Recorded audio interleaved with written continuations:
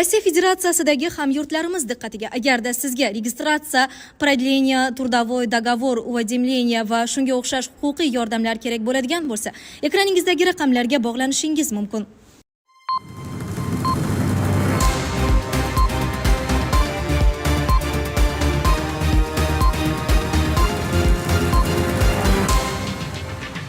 Kunning muhim va dolzarb yangiliklari bilan dunyo yangiliklari o'z ishini boshladi. Turish vaqti keldi. Netanyahu yana eronliklarni Oyatullohni ag'darishga chaqirdi. Eron Isroil hujumlaridan so'ng yanada kuchayadi, ekspertlar. Rossiya qo'shinlarining Ukrainadagi yo'qotishlari 1 million nafardan oshdi. Isroil Eronga qarshi dunyodan yordam so'ramoqda. Eron Isroilga raketa zarbalarining yangi to'lqinini boshladi.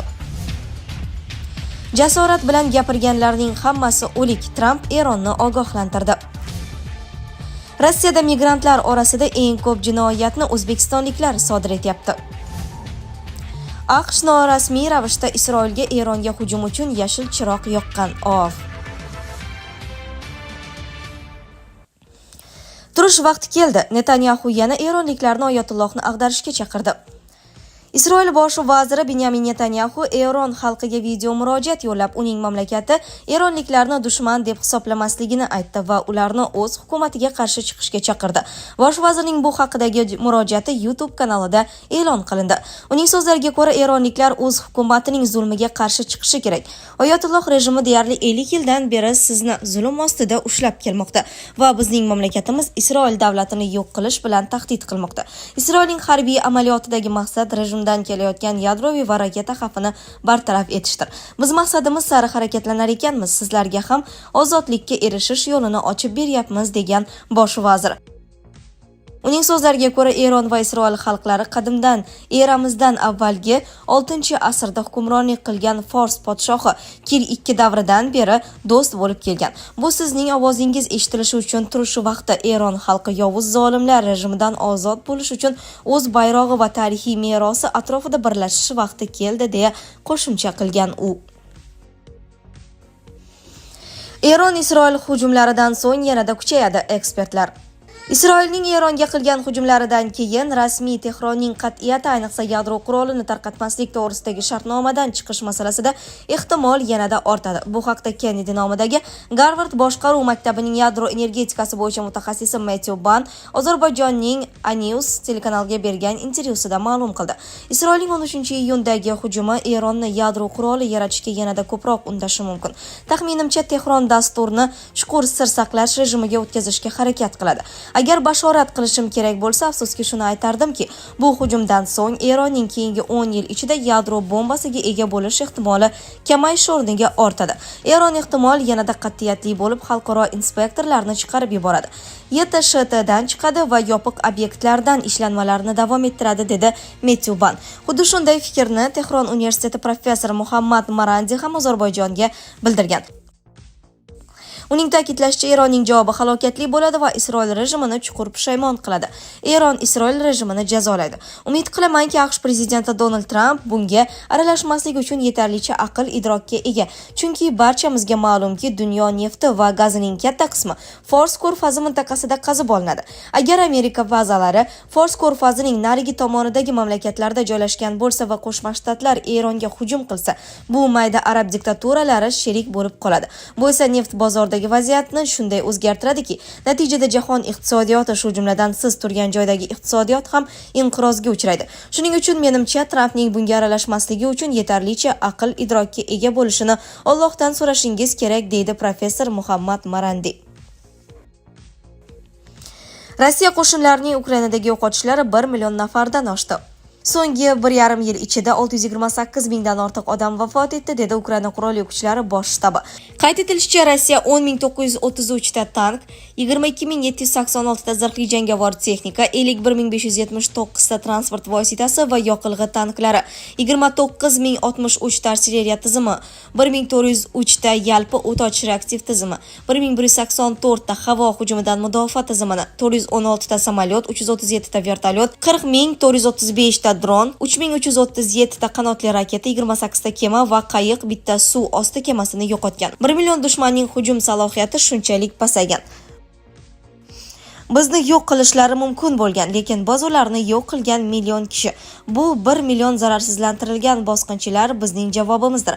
Mariupoldagi bombardimon qilingan tug'ruqxona va Kiyevdagi Ahmadin kasalxonasi Rossiya raketasi tomonidan yo'q qilingani haqida, bolalarning ko'z yoshlari o'qqa tutilgan tinch aholi va vayron bo'lgan uylar haqida deb yozgan bosh shtab.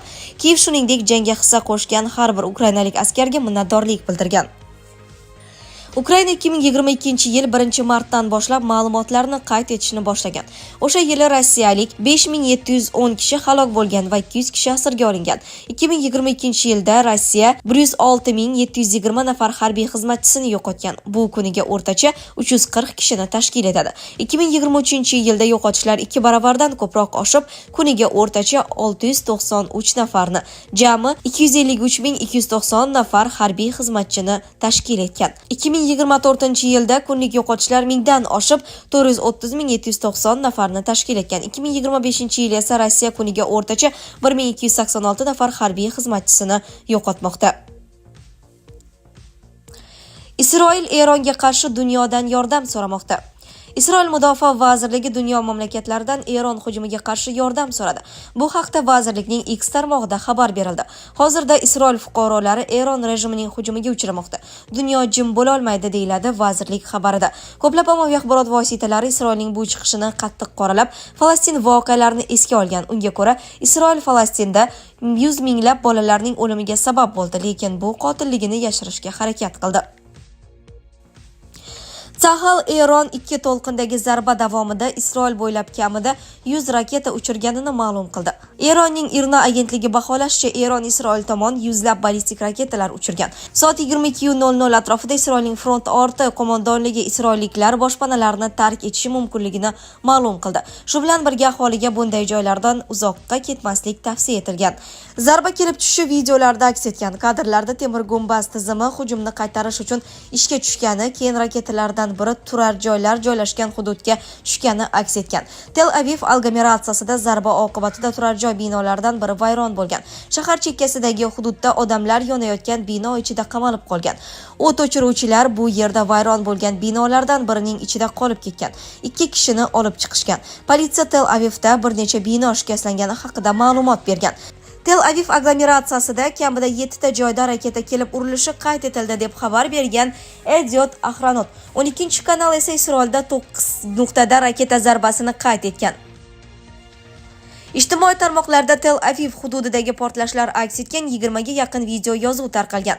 Eronning bir nechta raketasi Isroil Milliy xavfsizlik vazirligi binosiga kelib tushdi deb xabar berdi Eronning IRNA agentligi. Xabarda qayd etilishicha, vazirlikning Tel Avivdagi shtab-kvartirasi vayron bo'lgan.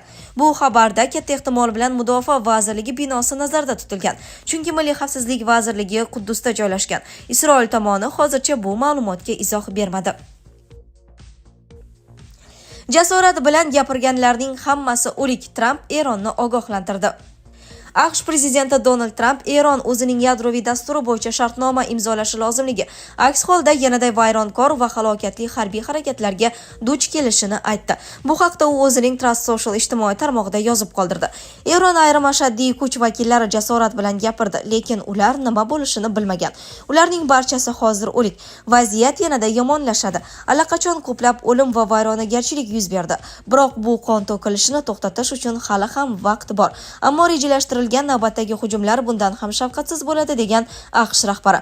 Oq uy rahbarining so'zlariga ko'ra, Eron shartnoma tuzishi kerak. Aks holda unda hech narsa qolmaydi.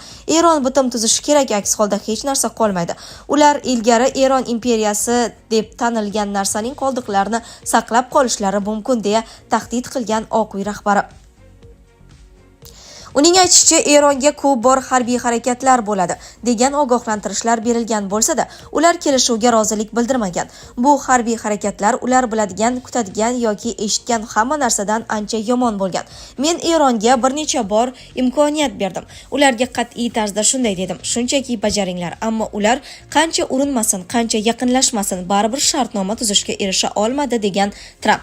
Prezident AQSh harbiy harakatlarda ishtirok etadimi yoki yo'qmi aniqlik kiritmadi. Biroq u Isroilni Eronga qarshi foydalanish uchun qurollar bilan ta'minlashda davom etishini ta'kidladi. Isroilda allaqachon ko'p qurol bor va yanada ko'payadi. Ular esa bu qurollarni qanday ishlatishni yaxshi biladi degan Oq uy rahbari.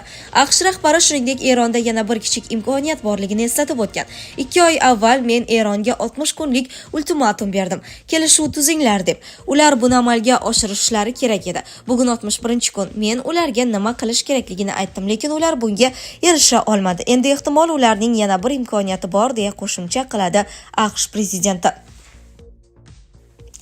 Rossiyada migrantlar orasida eng ko'p jinoyatni o'zbekistonliklar sodir etyapti. Rossiyada migrantlar orasida eng ko'p jinoyatlarni o'zbekistonliklar sodir etmoqda. Bu haqda 12-iyun kuni Rossiya ichki ishlar vazirining o'rinbosari Vitaliy Yakalov Turkmaniston poytaxti Ashxobodda o'tkazilgan tinchlik barqaror rivojlanish va migratsiya mavzusidagi xalqaro konferensiyada e'lon qildi. Uning aytishicha, joriy yilning birinchi choragida Rossiyada xorijliklar tomonidan sodir etilgan jinoyatlarning 35,5% O'zbekiston fuqarolariga to'g'ri keladi. Ikkinchi o'rinda Tojikiston fuqarolari turibdi, ularga 16,6 jinoyatlar to'g'ri keladi. Ro'yxatni 11,5% bilan Qirg'iziston fuqarolari yakunladi. Rossiya ichki ishlar vazirligi ma'lumotlariga ko'ra, joriy yilning birinchi choragida xorijliklar tomonidan Rossiyada sodir etilgan jinoyatlar soni o'tgan yilning shu davriga nisbatan 15,3% ga oshgan. Afsuski, migrantlar tomonidan sodir etilayotgan jinoyatlar sonining o'sib borayotganini qayd etyapmiz. Xususan, xorijliklar tomonidan sodir etilgan jinoyatlar 15,3% ga oshgan. Aniq raqamlardan aytadigan bo'lsak, joriy yilning birinchi choragida xorijliklar Rossiyada 12,5 mingta jinoyat sodir etgan, dedi Yakovlev. AQSh norasmiy ravishda Isroilga Eronga hujum uchun yashil chiroq yoqqan. AQSh prezidenti Donald Tramp ma'muriyati omma oldidagi Isroil va Eron o'rtasidagi mojaroga aralashmaslik pozitsiyasiga qaramay, norasmiy kanallar orqali Isroilga keng ko'lamli hujumga rozilik bergan. Bu haqda isroillik rasmiy manbalarga tayanib, Axios nashri xabar berdi. Manbalarning so'zlariga ko'ra, Tramp jamoatchilikka Isroil hujumini to'xtatmoqchi bo'lgandek ko'ringan. Jumladan Benyamin Netanyahu bilan suhbat paytida ham bunday kayfiyat bildirgan. Biroq aslida AQSh va Isroil o'zaro harakatlarni muvofiqlashtirgan. Bizda AQShdan aniq bir yashil chiroq bo'lgan, degan Axios manbalaridan biri. Boshqa bir isroillik rasmiylarning ta'kidlashicha, Washingtonning ommaviy bayonotlari Eron hujumining yuz berishiga ishonmaslikka undash uchun mo'ljallangan.